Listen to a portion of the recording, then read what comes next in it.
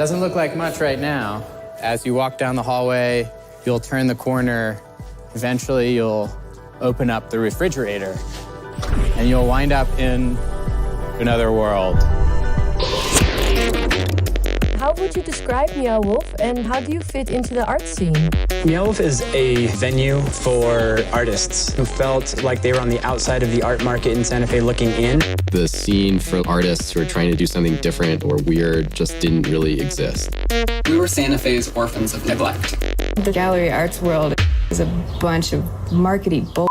It's time for us to just be an agitator. The art world needs to get shaken up a little bit. We didn't want rules. We didn't want hierarchy. We had no money. We started pulling stuff out of dumpsters. I was zip tying trash together and fixing it to the wall. What kind of people is this going to draw? All the types of weirdos. All the good and bad weirdos. For us, it was just this creative explosion. Are we creating something that people are actually going to like? Not a single person got paid. We did this for years. There were 10 of us living in one tiny little room because all the money's going to the art. There's not even much money for that. I mean, it was insane. It was too much. How long can I do this for? How can we make Meow Wolf sustainable? We need a building. We need millions of dollars. Where are we going to get that? The idea of the person that could buy this for us being George Martin was really silly. It was please take a chance on us. Nobody else is going to. Okay, I'll buy the bowling alley. It's incredible. Other dimensions, other times, a secret story. He was just pushing all my buttons. It was just like burning down some old system and having a hyper phoenix of what art can be rising out of the ashes. Not only is this crazy, but it's possible. We have to support those who feel like they're on the outside looking in, because that's how we were. That's where this is a success or a failure.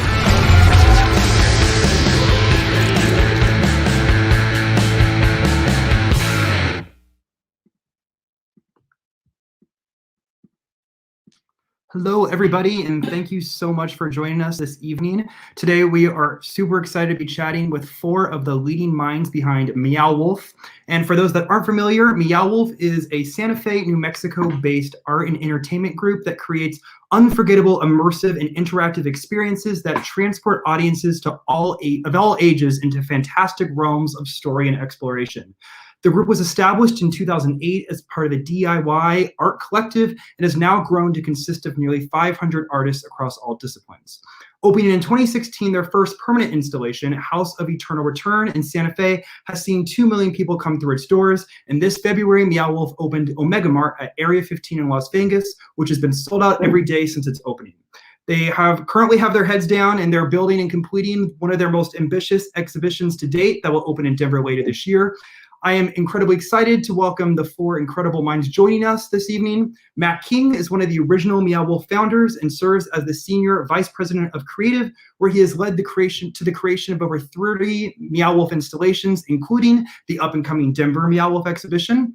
Emily Montoya is also one of the original founders and now serves as Senior Vice President of Brand, and she is the driving force behind the brand's visual identity. She also served as the creative director of the recently opened Omega Mart. Also joining us is Chief Creative Officer and Co-CEO Ali Rubenstien, who before joining Meow Wolf spent 22 years at Walt Disney Imagineering, where she held many executive roles, including executive creative director and executive producer of Shanghai Disneyland's Castle, as well as executive producer for the Hong Kong and Shanghai Disney resorts. And last but certainly not least, we are excited to welcome advisor to the CEO, Jim Ward, who prior to joining Meow Wolf was president of LucasArts and senior vice president of Lucasfilm, where he was responsible for the business growth of the Star Wars and Indiana Jones franchises. His 30-year business career began in advertising, where he led major global product introductions, including Apple Computer's original PowerBook, Microsoft Windows 95 with the Rolling Stones, and Nike's introduction of Tiger Woods. As you can see, we're in for a treat. So without further ado, please join me in welcoming Ali, Jim, Matt, and Emily. Hello. Thank you so much for being here. We are super excited. So I think we'll kick it off with sort of a fun question. And there's so much question about what is Meow Wolf? What is this thing that is Meow Wolf? So I thought we'd start with posing that question. In each of your opinions, what is Meow Wolf? Wouldn't it be so weird, guys? Like that there's actually nobody out there. It's just us talking to each other. That would be very Meow Wolf. That would be very Meow Wolf. I guess there are people out there. So, okay, sorry. This is actually what we do every single day. Is it's just the four of us, and we just talk about ourselves to each other. Who we are, what we do. This is what Meow Wolf is. 4 floating heads on a screen. Totally. But no, what is Meow Wolf to? What is Meow Wolf? That's a big question. I think we have asked ourselves that question for the last 13 years. And I think the answer is a very personal and individual one, and it continues to evolve with us. And I think, when I think about what Meow Wolf is for me, Meow Wolf is the framework and potential and community that allows me to express my most authentic ideas. And inside of that framework, we can use that to build things that inspire people to do this. I would say, I'm just talking because suddenly my face appeared big on the screen. I don't know. You're next. You're chosen. I would agree. I've only been trying to figure it out for a couple years, but it's a very personal. Meow Wolf is very personal, I think, to each and every one of us and what we believe it is. And I think it's ambitious and audacious, and it's a way for us to bring art and creativity to the world that is kind of crazy and chaotic, and also it's brilliant and strategic as well, but it's ultimately just extremely imaginative and fun. Yeah, well, yeah, I mean, I think the pursuit of that question, what is Meow Wolf, is what keeps this interesting to us. I have come to believe after all this time that Meow Wolf is a collective thought form from a higher dimension that attracts creative people to help it manifest itself in our dimension. Yeah, it's kind of like an egregore and a reverse egregore. Yeah. An egregore is a thought form manifest. It's definitely its own life form. Exactly.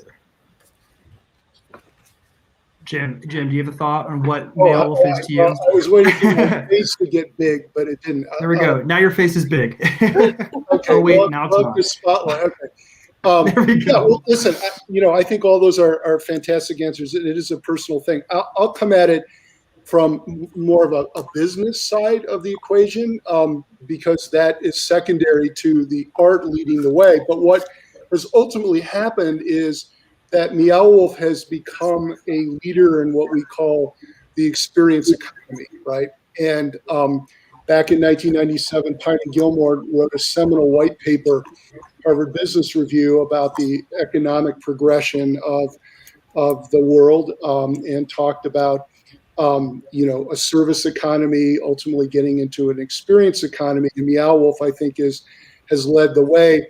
But most importantly, the next evolution was called the transformation economy. And I think what certainly attracted me to Meow Wolf was its ability to inspire through imagination to transform something about you and ultimately the world from a company perspective. So, I think it's packed, loaded with all that potential that's being unleashed to the world right now. That's great. Thank you so much. So we talked about, what is Meow Wolf? Now, can we talk a little bit about the origins of this mysterious Meow Wolf and how you got to where it is today and sort of that path? Matt, Emily, this is you guys. Yeah, you guys. also a big one. Well, I think, speaking for myself and I know Emily as well, like we just grew up before Meow Wolf ever started. And I think the number one thing that I wanted to do, like I myself, I did not go to college.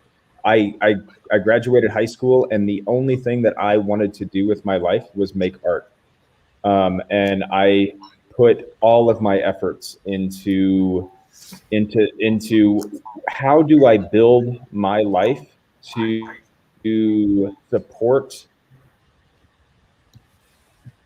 better expressing myself in the world, to truly authentically express my ideas in the world. And like Emily said before, when we say, what is Meow Wolf?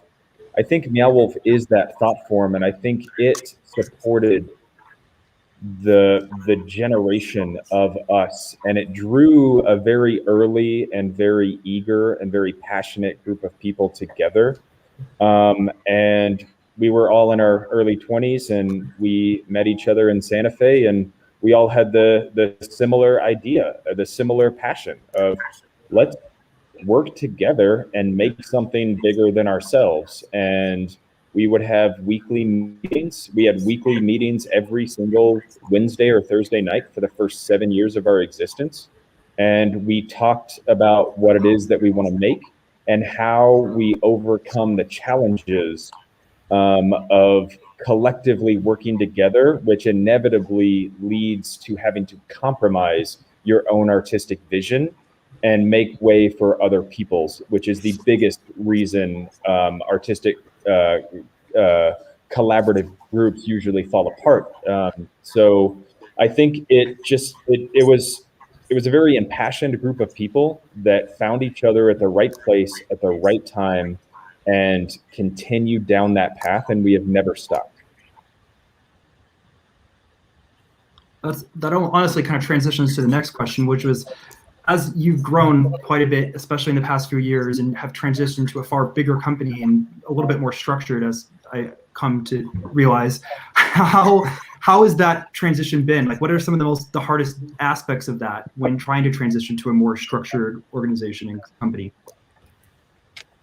Well, that's sort of the big question for all of us right now that we struggle with daily is, and I struggled with coming into the company a couple of years, oh my God, 2 years ago today, a couple of years ago, is just that, like, how do we preserve the magic and kind of the little bit of chaos that exists in this company that is creating this extraordinary thing, but also grow up in a way that we can become more predictable to some extent and be able to do things like predict a schedule or a budget or plan for something. And that's an ongoing challenge, really. And it's something that we're getting much better at, but it's definitely something that we are still working on and transitioning. And how do we've sort of swung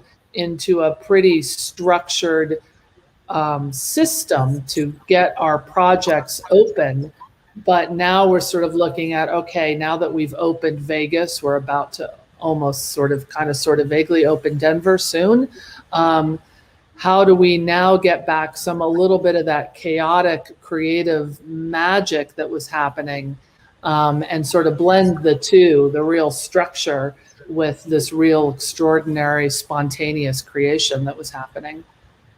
I think also, because I could speak personally about what have been my biggest struggles, but that's only one end of what are the struggles for the company. And I think it is to what Ali is talking about. There are, like myself, growing up with not wanting rules, not wanting hierarchy, not wanting to create a plan, wanting to get in and to just make a mess and discover myself in the mess. And then as we grow, and through the success of the house as a launching of a business, we grew up too fast, and we've always been hungry and ambitious, and we took on these massive projects, and our internal growth as a company, the structure of the organization had to grow rapidly to catch up to our ambitions. And so we hired in a bunch of people that were experienced inside of the industry that we lie, and they come from a far more rigid background. So there is a bunch of what even the people that we hired were to consider us amateurs, even though we had a vision, and we hired in people that came in and wanted to implement a massive amount of structure. And it sort of, I know for me, I know for Emily, it's been very difficult. I feel like we've been strangled, and the creative life force has been suffocated out of it. And it has been a massive struggle on our end, the creative, the DIY side, growing up into it. But it's also been a real struggle from those people coming in that are experts in the field, that are having to deal with people like myself that just want to fucking complain about all of the hierarchy and rules that they're implementing, because I feel like they're killing the artistic side of it. And so it's been a battle of like meeting in the middle and trying to rework that organizational structure that actually works to not only preserve the culture that we come from, but to help create an entire new foundation for what's going to be the driver of the next generation of how does Meow Wolf become the same thing that we've always imagined it to be, but to take it to that level that can actually influence people on a world level and not just inside of our own community. Yeah, I think like my sort of definitions of structure and chaos have changed a lot over the past 5 years. You know, I think, you know, I bought into the idea of like, you know, DIY art collective equals chaos, like company equals order, structure equals order. But actually, you know, now I believe if you have enough structure, that becomes very, very chaotic and not always in a good way. You know, like when you're with a small group of close-knit people and you know everybody and you trust everybody and you're working side by side and having an ongoing sort of like wordless conversation with the art that you're making, that feels very, very simple, actually. The structure of that is very simple. And then when you know, expand out to hundreds of people that you now have to communicate, and you don't know all of them personally, and you have to find a way to sort of communicate, what is this culture? What are we doing here? How do we find a way to, you know, like coalesce around shared cultural values? Like that just becomes, that to me, like is chaos, is doing this on a big scale. It is. Even having to talk about company culture and preserving culture, to me, is backwards. That is chaos. The fact that all of the culture that we developed, we never once talked about it. We lived it, you know, and now we're trying to preserve that and implement it as a backbone of the company. Like that is a difficult thing because it's not intuitive, and oftentimes it seems artificial.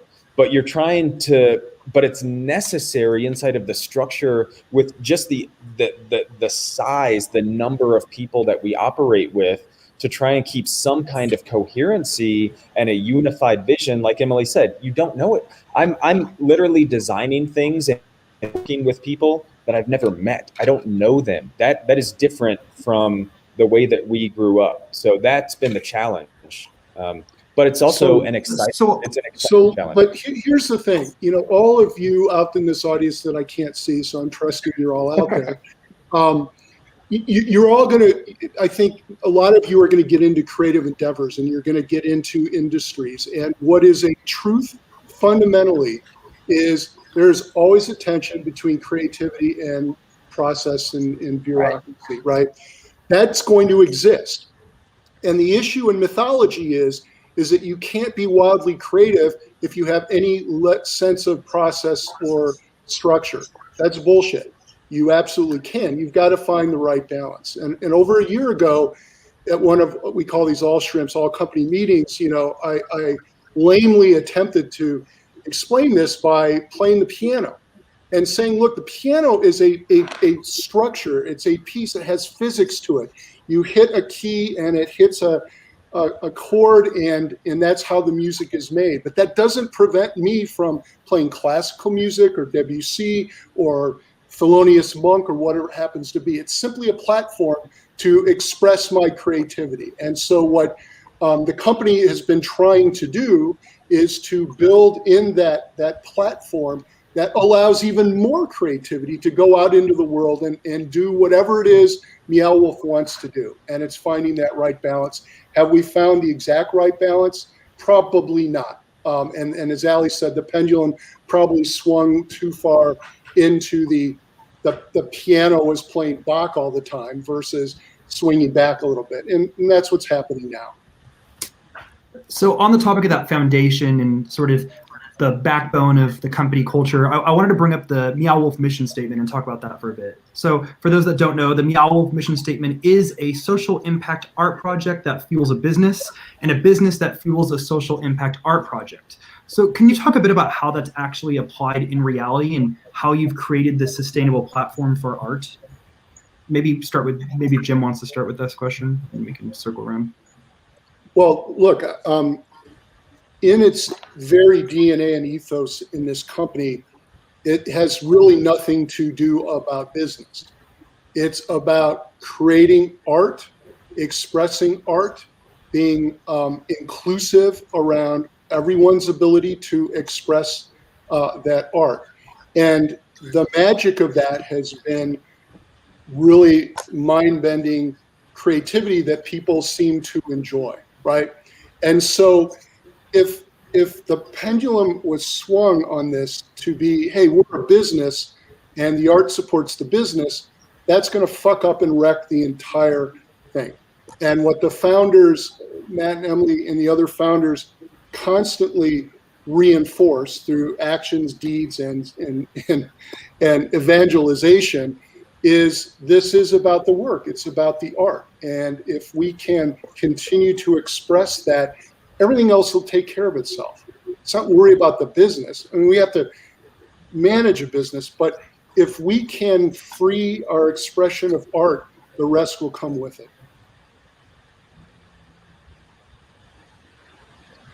Yeah, thank you. What about Matt's perspective? Sorry. Yeah, I'll piggyback off that if no one else has anything. It's like Jim said, it's always been about the art. It's literally the only thing that we care about. What the business allows the art to do is to expand and to get bigger and to reach more people. And when we think about what art is inherently to the human condition, is it's something that is fundamental to it. It permeates all of us. Through, I mean, it is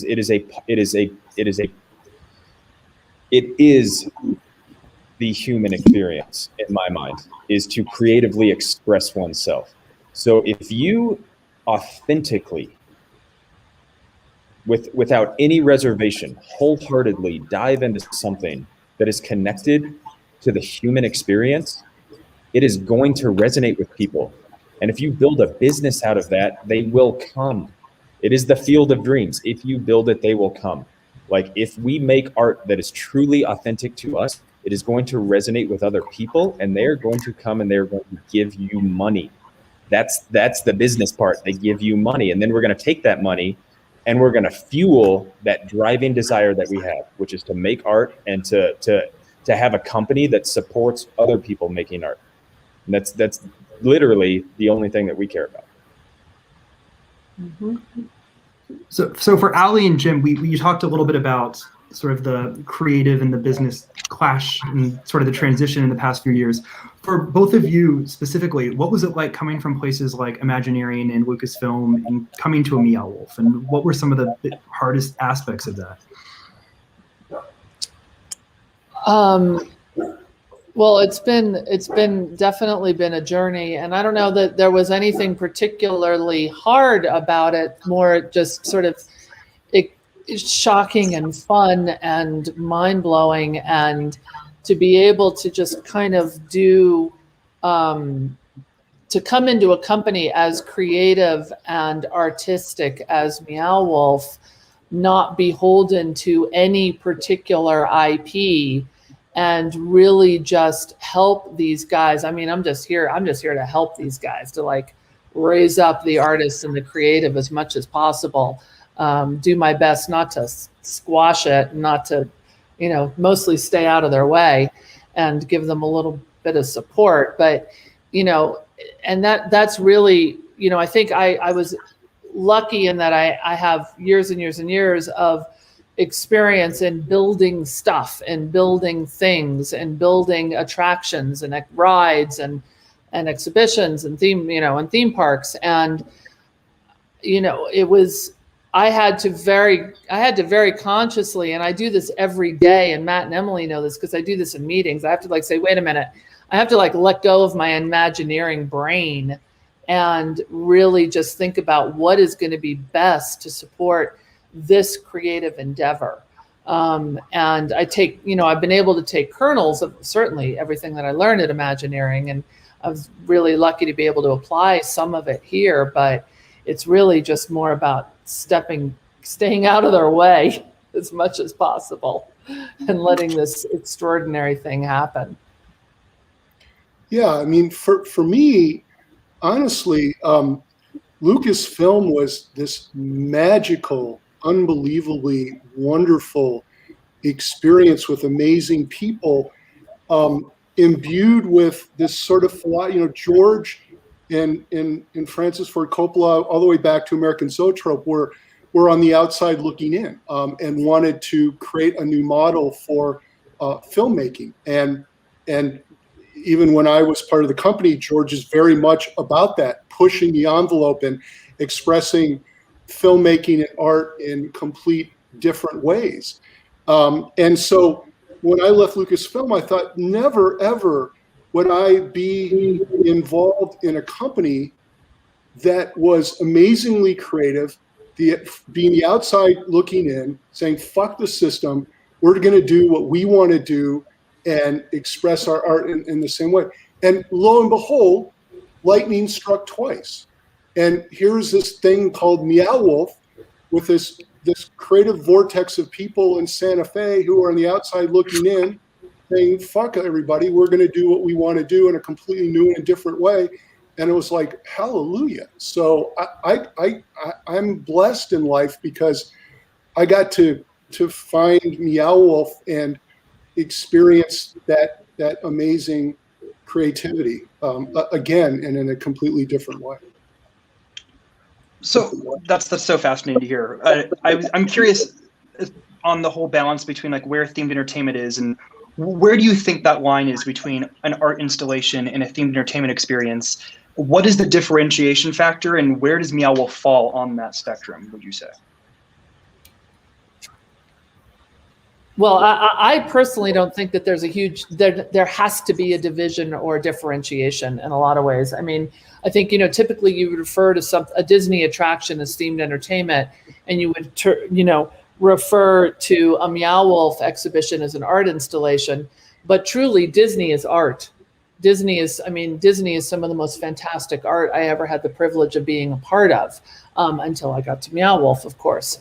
So I don't think that it's necessarily, to me, doesn't have to be a differentiator. There doesn't have to be a separation. There doesn't have to be, Meow Wolf falls on one side and themed entertainment, is art, and Disney falls on the other as themed entertainment, for instance. I mean, we are entertaining, we are fine art, and we are inspiring imagination and creativity. And so I think that we're a really extraordinary blend of the two, in a way that hasn't, been legitimized necessarily in the past. I think that we are legitimately merging the two, and I will not use the word that merges the two. There are two words for it. Yeah.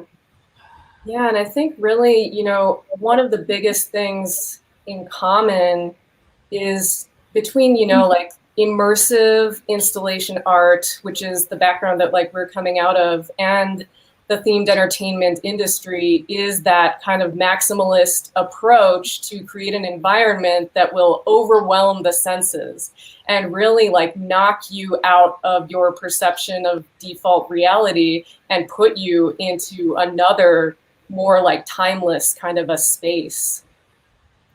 And I think you guys didn't even know you were part of the themed entertainment industry when you became part of the themed entertainment industry, right? I think we're Well, I mean, I don't know, like we were always, you know, it's funny because we were always pursuing this because we were, you know, we didn't necessarily have a forum to show our work in the typical gallery scene, you know, so it's funny that we ended up at this place after, you know, like really just trying to search for like a way sort of into the art world. We always kind of like, at least, you know, I was always kind of looking at it as like, okay, well, we are tricking people into coming to see art installations. Right.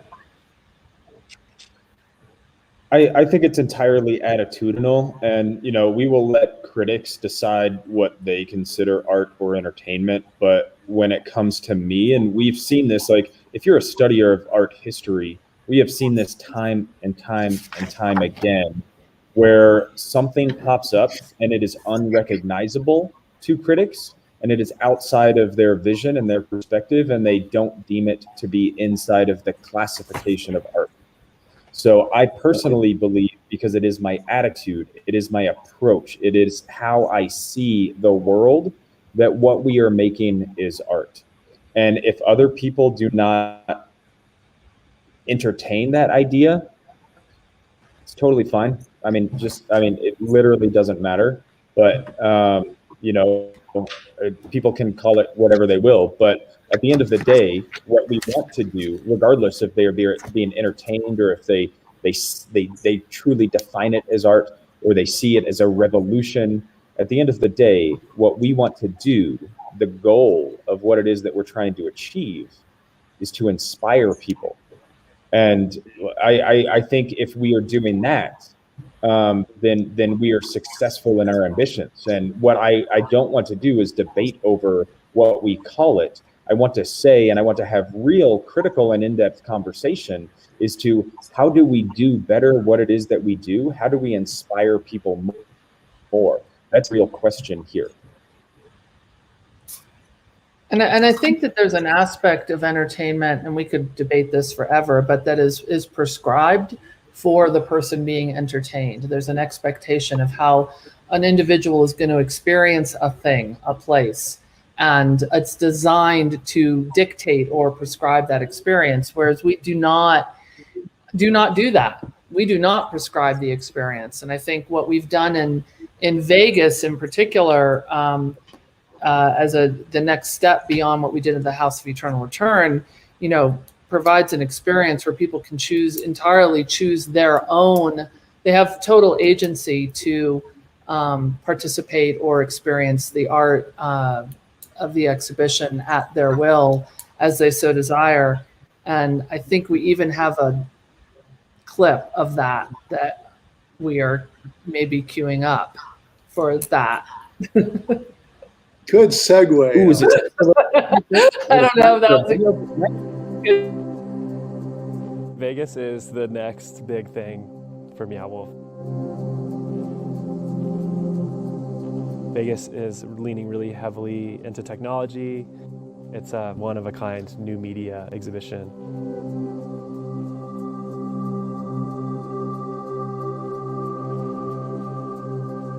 I like to describe this experience that we're creating in Vegas as a kind of embodied, free-roaming, open-world video game. Nothing beats the real thing, being in your body and having an embodied experience. It's centered around a fake grocery store called a Mega Mart. And so the store is a collection of portals into this other world. You know, moving through the exhibition, you get to uncover the story of how Dram Corp sort of came to be and how Omega Mart came to be. The Projected Desert is a 36-foot tall, 4,000 square foot rock canyon. And then we're projection mapping onto all of the rock. There's 10 visual artists who have contributed artwork to the sequence, and one musician, which is Brian Eno. He made an original score. And then Coco Lab, this brilliant interactive environment design group from Mexico City, designed the whole system and animated all the content. I think it's the biggest projection we, Coco Lab, have made. The most amount of pixels we've ever done. It's not projection, or it's not just animation. You need to see it as an immersive experience.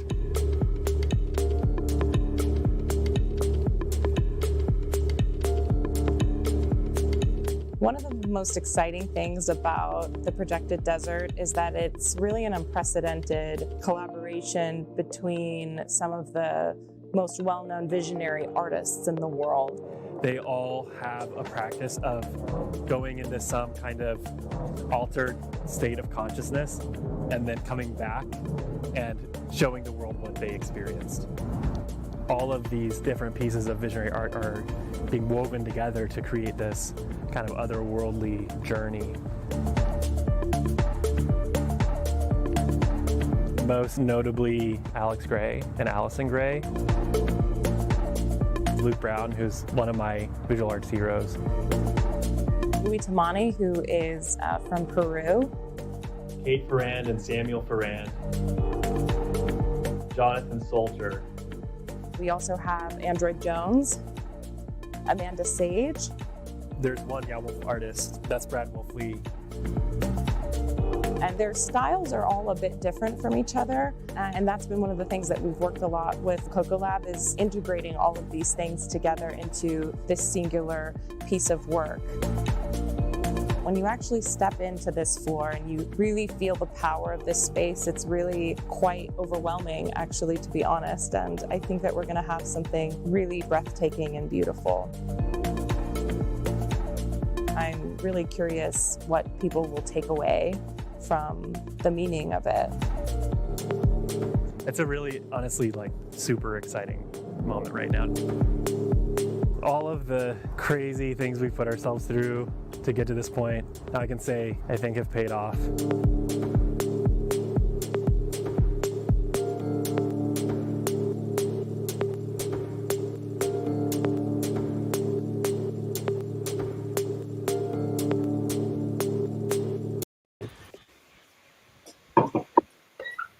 We're back.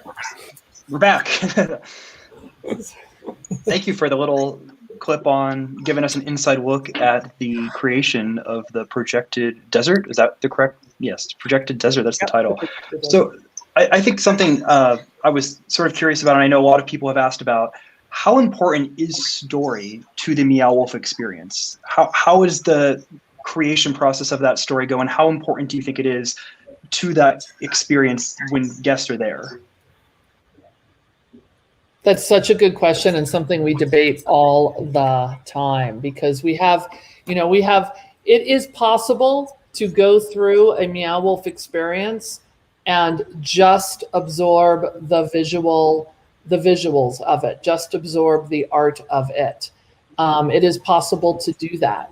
It's also possible to spend days diving deep into the narrative. And I think for me personally, that's one of the extraordinary things about a Meow Wolf exhibition or a Meow Wolf experience, is that you can choose that. You can experience it as you are comfortable. And there is so much there from a story standpoint to dive into and to absorb, or you can skim the waters of it, as it were, and simply engage in the visuals and really creating your own experience and your own story about what you're seeing, what you're experiencing. Yeah, I think when we talk about the Meow Wolf experience and where story lies there and its importance, I do think that it is incredibly valuable.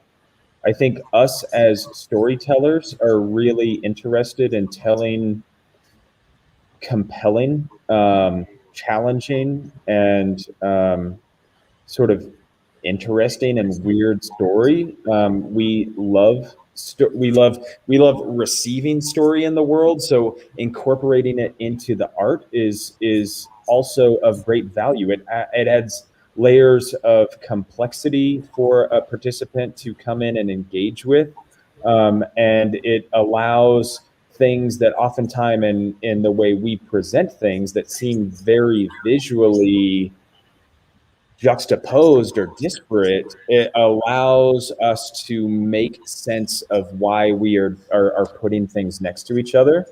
But at the same time, for me personally, if I were to go inside of a Meow Wolf experience and I was not a part of it, I'm not the sort of person that would ever go like follow a narrative track.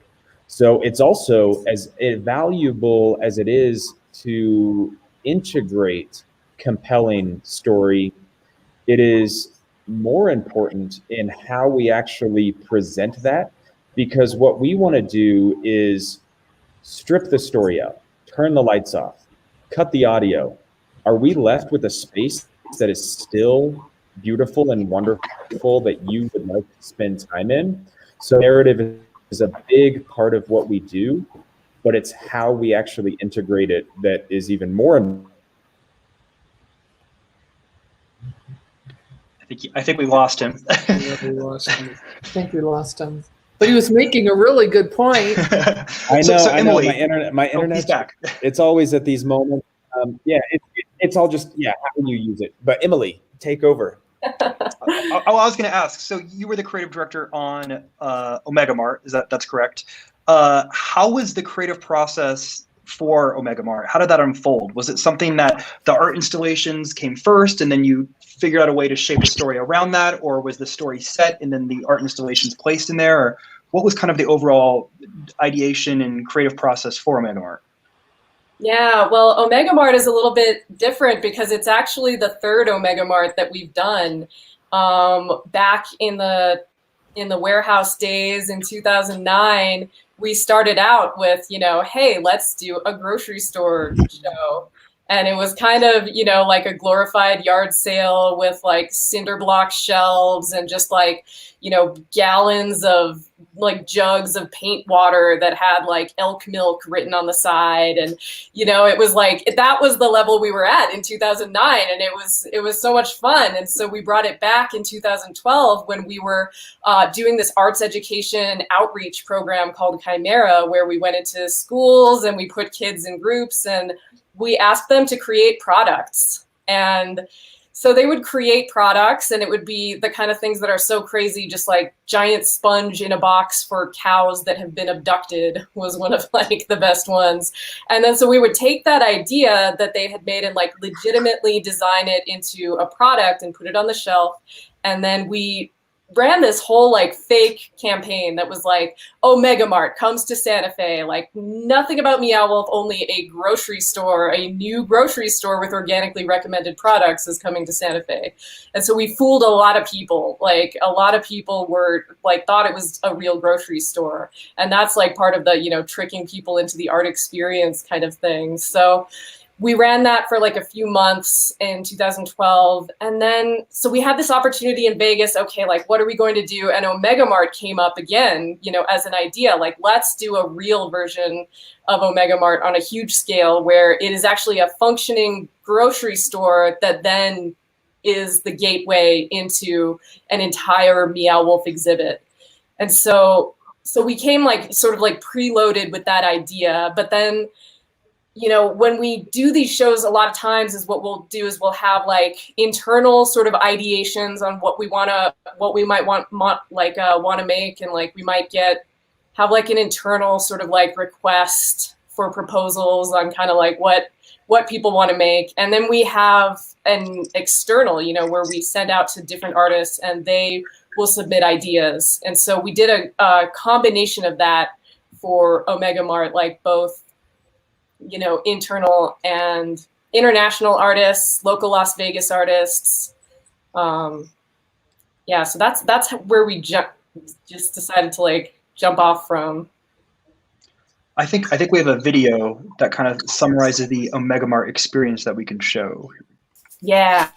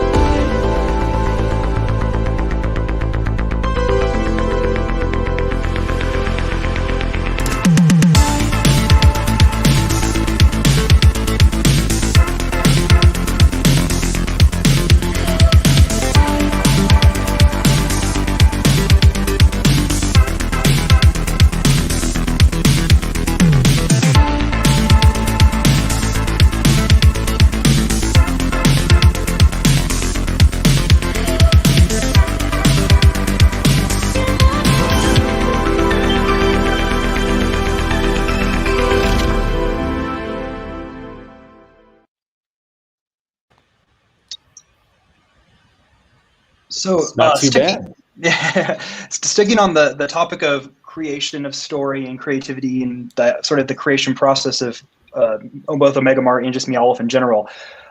Initially with House of Eternal Return, sorry. It seemed that linear story didn't play that big of a role in the actual experience, but with Omega Mart, you have the story of Marin and the grocery store and Dreamcore and all that going on. Is that something that level of story and the linearness of it, having a linear plot to follow, is that something that you can see being continued in the future with Meow Wolf, or was that something that was a one-time thing, or something that the balance is still trying to be found, or where do you see that in a Meow Wolf experience? Well, yeah, I mean, and it's interesting that it's like that it would be thought of as linear, because like it's definitely like completely impossible to tell any kind of linear story and deliver the story in a way that can be digested that way when we're creating this, massive environment where you can wander around, and like choice is like the main part of it. So that is the biggest challenge, is like, how do you create like meaningful threads for people to follow and make them feel as though they have experienced a story that resonates with them, but also leaves open, room for everybody to activate their own like natural inherent storyteller and bring like all of their whole like wealth of experiences to the table and feel as though they're really like co-creating the story, like as they're living it. Matt, do you have any thoughts on that with Meow Wolf? Yeah, I don't think we're still experimenting. So what happened with the house was, and we had done this in the past, for many shows. Just a quick aside, before the House of Eternal Return, I have counted that we built 26 pretty large scale exhibits. A lot of those incorporated narrative of some kind. Even all of those, and even up to the house, and the way that we did it, we thought that the majority of people were not interested in the narrative. We were really coming from an art world background of visual art. Even though it was immersive and experiential, we thought that our audience, for the most part, was not interested in engaging in the narrative, but we knew it would be some people. So we did not present it in a way that was easily discoverable or had trailheads that could easily take you down the road of discovery. So that is how we presented it in the house. After being open, we realized from continuous feedback that a lot more people are fascinated with engaging in the narrative than we ever could have anticipated. So that is when we went from a visual arts-based company that used narrative as a part of how we incorporated an expression, to being a narrative-based arts experiential company. Narrative at the bottom of that foundation. So yes, absolutely, narrative is a driver. Having only really been able to open Omega Mart after the house and the overall complexity and scale of it, we're going to have to wait and get data back from how participants really experience that narrative, because we can think one thing, but what we're trying to do, there's not a lot of reference out in the world to get a lot of feedback from to see how it's actually going to work in the world. So how is it going to present itself in the future? We don't really know yet, but we know that narrative will absolutely be integral to a lot of what we do in the future. So I think this next question has a pretty long list of answers it could be, but I'm curious, like in each of your opinions, what would you, like to you, how would you answer this question? And that is, what do you think is the unique aspect of Meow Wolf? Like, what is the most unique aspect to the experience, and how do you foster that creatively? I'm not going first. Oh my God, that's so many answers. Someone else should go first. Jim.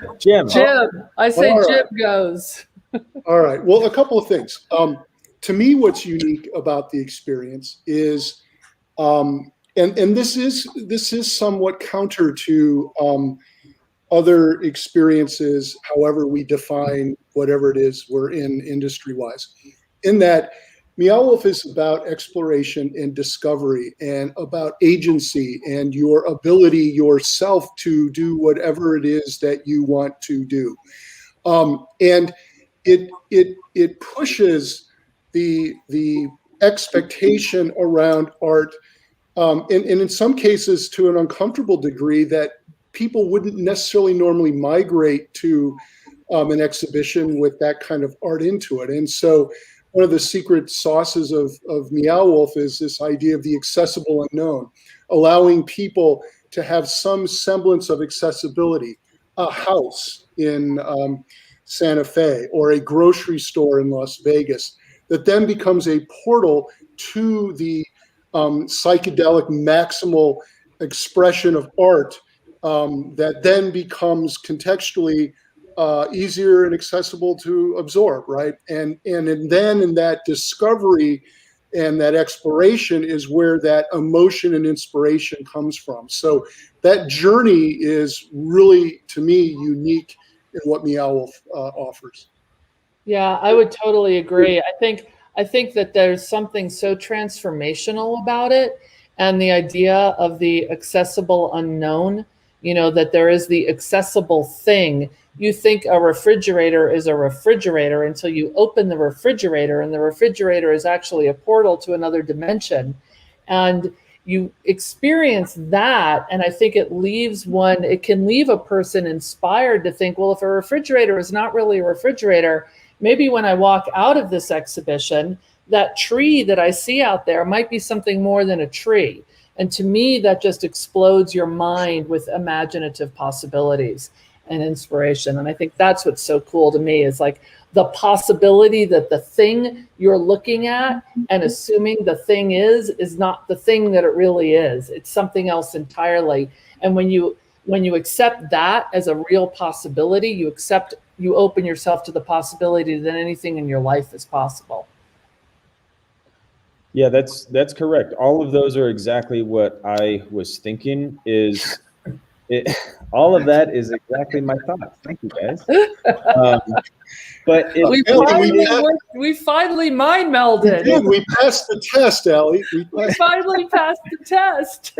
It's, and this has been through a lot of experimentation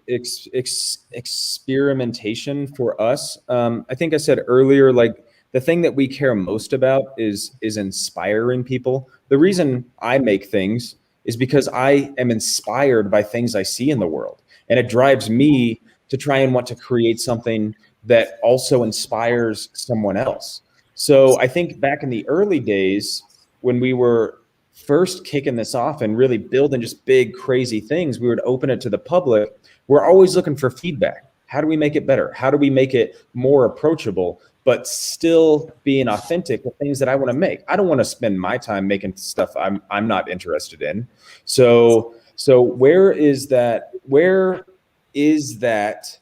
where I am willing to compromise to make it more accessible? And this is where you get into the more realm of entertainment, because very few people out there in the world, when you look at the totality of people, care about art at all.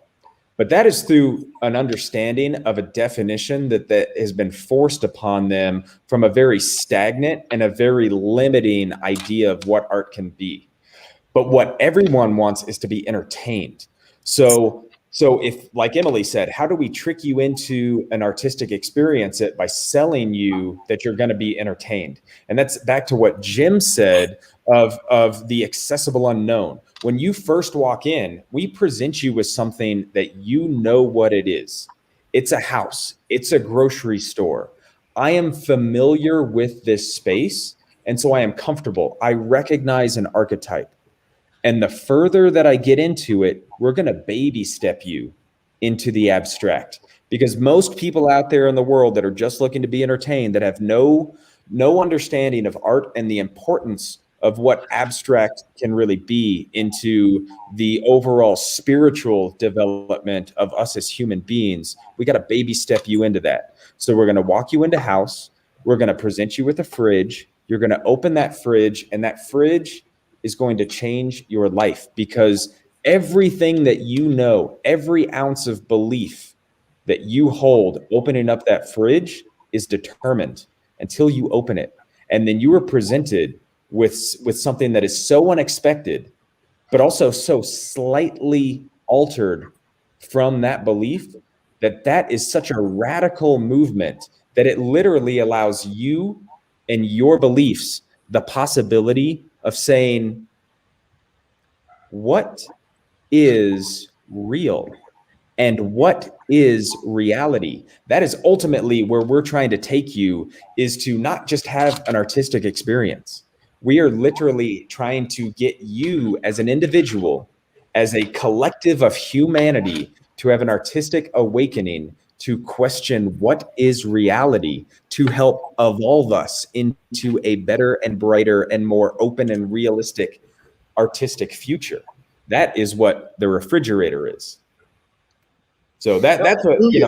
Okay, I was close. We got a big step. Thank you, Matt, for batting cleanup on that. But like I said, you guys said what I said. I just, you just got to open. I think there's a video about the baby stepping and the fridge. So I'm going to cue that. That feeling that, like, where do I want to be? What would my 5-year-old self just want to live in and never leave? So to be able to make a place that you can actually go is... it's like we get to do that. One of the essential reasons for the house in that exhibit is to ease people into the bizarre world we've created. We would discover a space that an artist was going to make and then reverse engineer it back into our story and find a rationale for every one of those things. Meow Wolf, they had confidence in me. They had to, because everyone was spread so thin. You needed to trust. The person who said they were going to do this was going to do this. It was really just like learning to communicate in these different languages. Well, the angled rippers weren't doweled to the studs, and Benji and I would just be like, what? In every single room, you'll see evidence of how the exhibit relates to the house. And every time we add a new element to the exhibit, we find a way to create some small thing in the house that relates to that thing. I wanted you to be able to put your hand into this squishy nanomaterial and it would open the door for you. How do we get that squish? We lost power quite often. We just had to keep going. The design aesthetic for the exterior was an homage to George R. Martin. I'm gonna do a dragony motif. Almost everyone on the tech team pitched in on the dining room table. Like if it's more, Sculpting the bark was a really lovely thing to do. I think we ended up using some space heaters and hair dryers towards the end there. Hundreds and hundreds of hours. Thousands of hours. 30 people. Dozen or so people. Of people's hands on it. I remember like feeling my hands had aged a lot. I basically lived there like everybody else. The family is growing. Cool, like, let's Google it.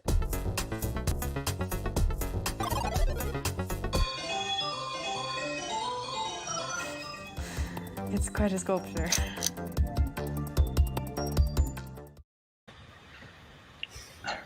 It's so fun. It's incredible to see just like where it's come from. And I guess I did want to ask kind of a follow-up question to you, Matt and Emily. How did it go from, because I've watched the documentary, and going from like the crazy ragtime art installations to coming up with this whole idea of the accessible unknown? Like, how did that come to be? I know this is kind of a curveball question, but it's just so fascinating to me. Like, when did you sit down and go, okay, we're going to have to create something that has a portal for accessibility for people to step into this real weird world? Where did that sort of come from? Emily, if you want to start, and then maybe Matt after. Yeah, well, yeah, it definitely came well after we had built the house, I think. I mean, at least like the term accessible unknown and sort of like the implications and the power of it. You know, I think like it always came out of things that sort of, you know, listening to those like ideas that come to us from the collective unconsciousness again and again, and looking at those patterns and seeing like what really works and how much power that has to really use the jumping off point that everyone knows. Because of course, we could go the route of like everything has to be absolutely unrecognizable and fantastical, and there's this giant orb and it's like glowing and there's like a billion tentacles coming out of it, and like you open, step through the goo and then you're in like a kitchen, like that could work too, like I feel like that would be, that's maybe our next challenge, is to like go reverse, because it's like almost once we understand what we're doing, it's almost like then again time to like reinvent it.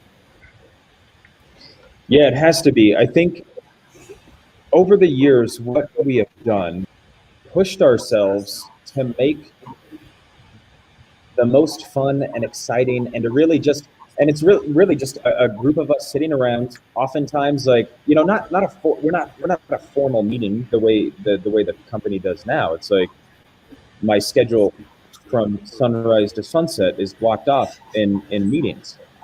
That is not where we come from. We came from a place of genuinely liking to hang out together and spitballing ideas. So when you look at something like, we'll use the fridge as the talking point, because we just were, and it's centered in this kind of idea. No one said all of those things that I just said about how transformational the fridge is. No one said that and said, based on this definition, it's going to lead us to a refrigerator. Someone said, and no one even remembers who, is how it works anymore. It's like, what if we gutted a refrigerator because we have this house, and you open it and you walk through it? It's like, that's a cool idea, period. And it's like, what we looked at doing is say, what's a cool idea? Let's build it. And then we've always built those, and retroactively we go back and see if they work or not. And sometimes you get some real gems. And it's not just in the physical things that we make, like the fridge as an idea. It's the overall philosophy and ethos, the idealism around what it is that we make. We are inspired to make things, but we are also a group of people outside of just wanting to make cool things that authentically want to make things that help change the world for the better, help inspire people, help change ourselves. So I think on that point where the danger is inside of the company now is when we overly define things and we look to recreate those things in a future exhibit by looking at the definition and letting the definition be the driver of what works, instead of just saying, let's keep doing what we've always done and let's make cool things. That's what I honestly think the danger is letting the definition be the driver and not just the inspiration. Yeah, I think you're so right, Matt. And I think that there's something that I hadn't watched that particular video in a while, or maybe ever. And it's, there's that whole section, Emily, where you're talking about the squish, and you're talking about, and it's really about the tactile nature of the experience. And I think that something that is so key to a Meow Wolf experience, whether it's themed entertainment or immersive exhibition or immersive entertainment or whatever it is that tactile nature, but also the reflection of the hand of the artist. Everything that's in a Meow Wolf exhibition was created by the hand of an artist. It's not a lot of tooling and molds, and it's really people sculpting and painting and creating with their hands. And I think that lifeblood of the creator comes through in the art. And that's something we don't get to experience very often in themed entertainment environments, in theme park environments, as it were, is that energy that truly comes through the art and into everybody who's looking at it. You're seeing their thumbprints, their squish. And I would just throw in just one last thing real quick is that, and you kind of saw it in that video as well. One of the other unique things for me about the Meow Wolf experience is the importance of performance art and infusing that experience with performers that aren't just docents or getting you to go in a direction or whatever, but there is an immersive nature of what those performers are doing that help further the narrative and the overall experience in really unique ways. And I think that's also a unique aspect of what we do. So obviously there's always been crazy ideas, fun ideas, always pushing boundaries, seeing what the next big thing is. And at the end of 2021, having permanent exhibits open in Denver, Vegas, and Santa Fe, where do you go next? What's the next what is the future of Meow Wolf? I don't know, Dominic, where do you want us to go? Everywhere. Southern California. We'll take that. Literally everywhere. Everywhere. Yeah, I mean, we're looking everywhere. Matt and I just got off in an airplane from visiting 2 different cities, looking at new places, new experiences, new opportunities. You know, there's such an opportunity now, especially. There are abandoned buildings, abandoned storefronts, abandoned places that we can go in and make and create and do incredible things. And I think we're looking for that. And we have a number of great opportunities on the immediate horizon. We're looking for the next great thing and the next great place. You know, we have the extraordinary privilege of being able to look at a place, at a building, at a location and say, wow, what can we do with this place, with this thing, with this extraordinary building? What is our authentic thing, our authentic selves that we can bring to this? And there's a lot of opportunity out there, sadly, because of what we just come out of this past year, but also I think it breeds great, extraordinary possibility. And there's also opportunity to go into these different markets and do what Meow Wolf does best, which is collaborate with that local artist scene and invite those artists in to work with us on the creation of those exhibitions. So it's also really important to get the vibe of that local art scene and really invest in that from a time perspective to make sure that you know, we can actually help artists in those communities as well. I think I think just in addition to the question of where we go next is also how we go about it, because what we have delivered so far by the end of 21 are 3 permanent narrative-driven experiences. But as we continue to pop these up in different locations, literally all around the world, it's about how do we link them together? And how do we link them not only inside of the experience itself, but how does the experience grow out of the building and into different communities? And I think that is not something that we fully know yet, but it was something that is on our mind, because when we think about the Meow Wolf story universe, like, we are building a world, and we don't want our world to be a fictitious world. We want our world to be a living world that literally tendrils out and merges with the world that we experience day to day, and to help in our pursuit of actually changing the world for the better. So we're sort of building an integrated, in my mind, ramp from the current experience and accelerated upward into a trajectory into what is currently a fictitious world, but can be an actual reality once we get enough people on board and buying into it. So then I guess our final sort of question before we jump into the Q&A, where do you see as the future, or what do you see as the future of themed entertainment, and where do you see Meow Wolf in that? Kind of similar, but a little bit more overarching. Well, again, I think there's a construct here, and I know this is TEA, so we're in that construct. But let's set themed entertainment aside for a minute, because I think Meow Wolf's view of the world is there are many, many, many marginalized artists in the world who are creating amazing things. And by the way, there are also a lot of people in the world that would love to experience what those artists have created. But traditionally, there are big barriers in between: geography, technology, studios, suits, bureaucracy, all the things that prevent people from coming together.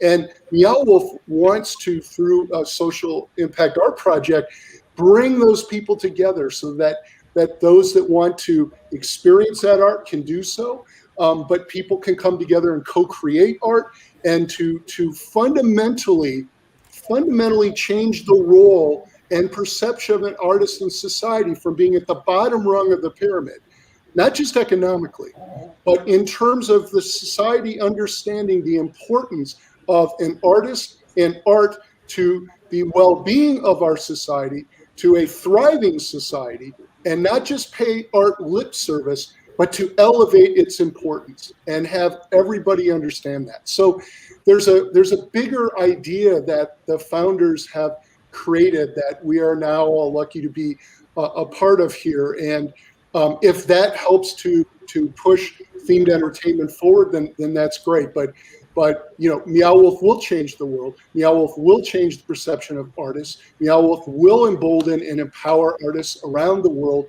to create and inspire and transform. So much fun. I think we killed Matt. Yeah, Matt's on a trip of his own, I guess. He really took the video literally. He fell down at the end. He was part of it. So we have a few questions from the audience that is there. Sorry, I promise. I kind of believe they're out there. I don't know. Here's our first question. Where do you turn for inspiration in designing your art installations? That's a big one. That's a big one. Emily, Matt, you gonna take that one?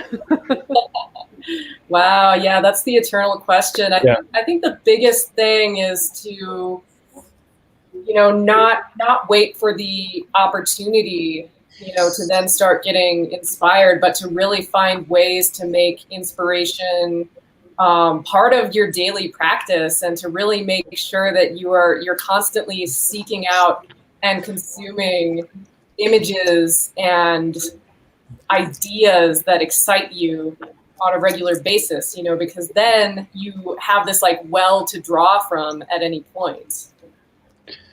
Yeah, I agree with that. I'm sitting in a temporary hotel that's furnished, that's not very attractive because I'm working on this Denver site right now. And one of the things that was left in my house right here is this terrible little sculpture that's right in front of me. I don't particularly like it, but I keep it here because I think so much of the history of Meow Wolf, before there were days of money, when we were literally pulling trash out of trash cans and trying to go to thrift stores and buying whatever you could possibly get for $1, because the ultimate idea for us was to fill up huge space. The passion was, how do we make something huge? How do we immerse you? How do we keep you involved so we can try and get as much of your time as possible to try and really sink a little inspiration worm into your brain. So oftentimes we're having to use materials that are not actually the number one thing that inspires me. So I think having a background of asking the question, what can I do with this? to make it better, you know, and to go from there. Because I mean, we literally live in, when you talk about abstraction and you talk about surreality, we live in a world that is far more abstract and surreal than I am ever going to be able to conjure out of my head. Just go out into the desert or the forest and like really pay attention. We live in a crazy place full of inspiration. So it's either that, or I draw a lot of inspiration from Pinterest.com. Big #1 fan right here. It's those two things. It's those two things. I expect, So you heard it here. What is that thing? What is that thing? That horse animal? I have no idea. It's some kind of llama planter that doesn't actually have a plant in it. You know? So I look at what that you're and I'm saying like, is we just need to stalk. We just need to stalk your Pinterest to find out like spoilers for anything coming to Meow Wolf. That is a dangerous question, Dominic, because I don't think I have it private. Is your Pinterest public? Because I got issues Sorry. with that. quickly make it private. It might, but I would also say my Pinterest is also like, you would not make a lot of sense of it, because I will use images and you know, of an image that I actually don't like, but it's a shade of blue that I like, you know? So I think a lot of my particular boards would not be super sensical to a lot of people, but that's it right there. It's like, literally where do I draw inspiration? Everywhere, like everything. Like you gotta shut off the part of your mind that looks out in the world and just says, I don't like that. I don't like that. You gotta flip that around and say, what is about this that I like, you know, and approach the world in a way that wants to be inspired. If you want to be inspiring, be someone that wants to draw inspiration and try and find it in things that initially you might be turned off by, and say, how can I look at this differently? And then once you start to do that, and that becomes a practice and it becomes habitual, you open up your mind to experience a much greater world, and you can take that and turn that and put that back out. Yeah, that's my advice. And I think, Matt, that goes for people too, to approach people with, what do I like about this person? Yeah. What don't I like about them? Right. Absolutely. Like absolutely. You never know what you are going to find, you know, and you never know how the universe is going to present itself in a way that, for you to be able to unlock the real magic, the real secrets of the universe, it wants you to be engaged and it wants you to ask questions. So you have to be that kind of person to scratch past the surface and say, what's actually hiding under here? Because what's hiding under everything is magic. You got to find it. I want to see that llama in the Denver exhibition. Just a giant llama when you walk in. It's like, No, you know where that came from. Just that one. I can do it. But if they charge me because it's missing, that's going on you. I'll side the expense report. It's okay. Great. So our next question is, how often do the Meow Wolf artists observe how the public responds to the art in their installations? That's a great question, because I think that is so important, and it's something that we're doing more and more of now. And I think we have, you know, there was a lot of that. Certainly, I don't know what happened after the House of Eternal Return opened immediately. I know a lot of the artists were still there working operations, frontline operations. And so there was a lot of observation. But in Vegas, we have a great opportunity now to really observe and take in and react to, by, you know, to some extent, what the, you know, how the public responds to the art. We've got a whole new audience, and an audience that we don't know at all in Las Vegas.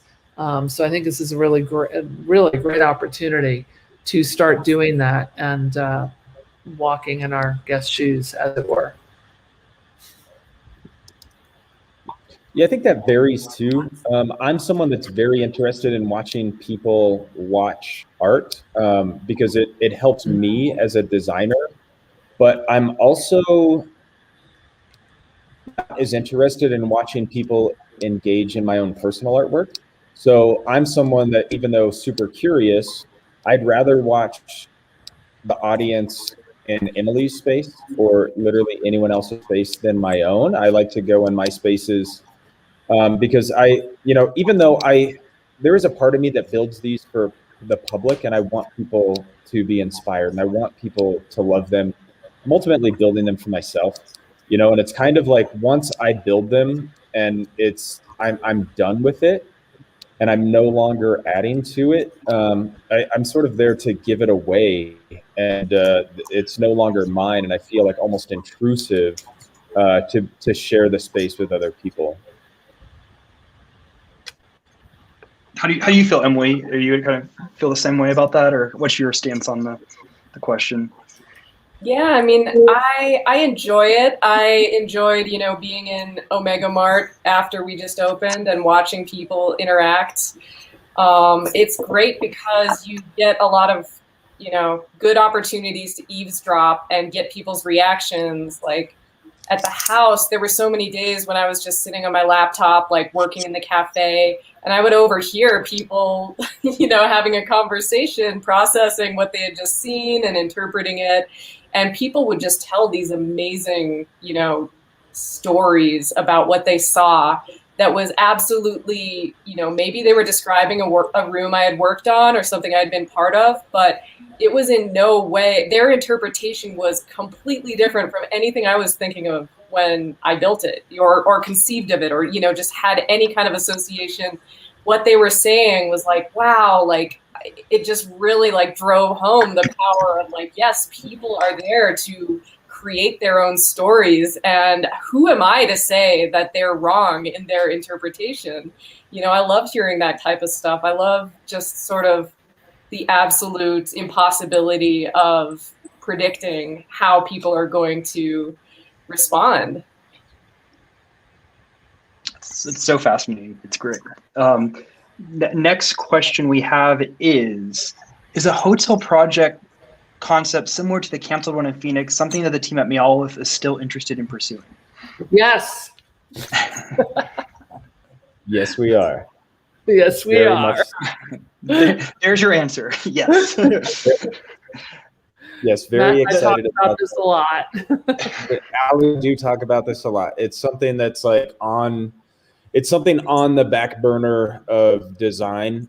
We don't currently have a location for what that's going to be, but as soon as the right thing matches up to what the idea that we have planned for it, we'll start running with it. But yeah, very excited about that exhibit and the potential that it has. So our next question, it's kind of interesting because I know there's been lots of discussion on what themed entertainment, what art is, where Meow Wolf falls in that. But the question is, thank you so much for this panel. Do you have any advice for college students entering into the themed entertainment industry? Take that in whatever way you'd like, because I think it would be interesting because I know we asked this question to pretty much all the panels we have, so it'll be fun to hear the different perspectives. I mean, Ali, you come directly from it, so maybe you answer first. I'm going to put you on the spot.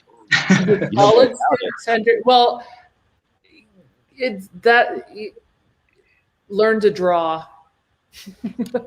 I mean, seriously, like, I know that sounds weird, but I mean, I think that it's so important. Learn to draw, learn to express yourself, study art.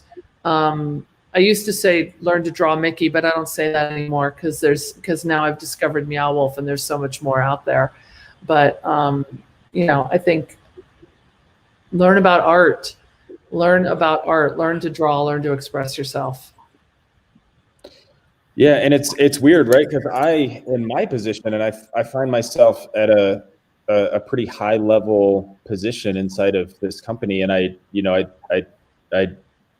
have done a lot of art in my life, and I don't draw well. That's why you like the Pinterest thing. But so here's the thing that I'm getting at is and I didn't go to college, and I find myself in not only like rising up and like having helped build a company, which I had no there was no background for me to be able to do that. But what I can see from my own experience is how I have gotten to where I am. And this is not only true of a college student inside of the themed entertainment world, just a person inside of the workforce. As a person that wants to pursue something that they are passionate about, is to literally give it your all, and you will go places. And like I said, I don't draw. I cannot draw well. I have to express my ideas to now a myriad of people, and down to like in the degree that it has to be signed off by other people and they have to take it and run with it. I have to develop inventive ways to do that because I can't draw it. So I think overall, what you have to do is really listen to yourself. And this is like what I've learned through my own painting practice, my art practice, how I play music, which is completely non-traditional. And what you have to do is say, there is no right and standard way to do it.